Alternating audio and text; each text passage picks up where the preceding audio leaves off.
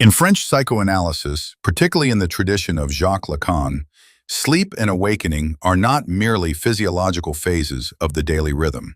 They are critical events through which the structure of the subject is revealed.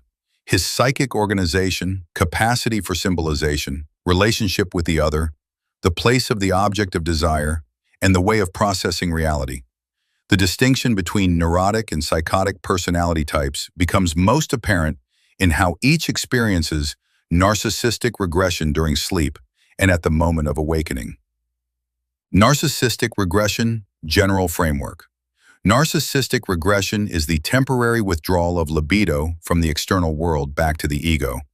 In classical psychoanalysis, Freud, Abraham, it is considered a natural and necessary part of sleep. During sleep, the object-directed libido weakens, the subject temporarily releases tension, and the psyche rests. This is a normal function. Libido retracts from external objects and concentrates on the self. But this regression is not identical for all psychic structures. In the neurotic, regression with the possibility of return. The neurotic is a subject whose structure is supported by the inscribed signifier of the name of the Father. He has access to repression, which allows internal conflicts to be temporarily excluded from consciousness. During sleep, this repression operates in the form of dreams, symbolic, often metaphorical, with elements of fantasy. The dream becomes a scene where conflicts and desires are processed, albeit distortedly. This allows the subject to restore internal equilibrium. Importantly, upon awakening, the neurotic is able to redirect libido toward object relations. The ego restores its boundaries, access to the other, to language and to time re-emerges. Sleep ends and the return to the symbolic order is successful. Awakening serves a stabilizing function. It was only a dream.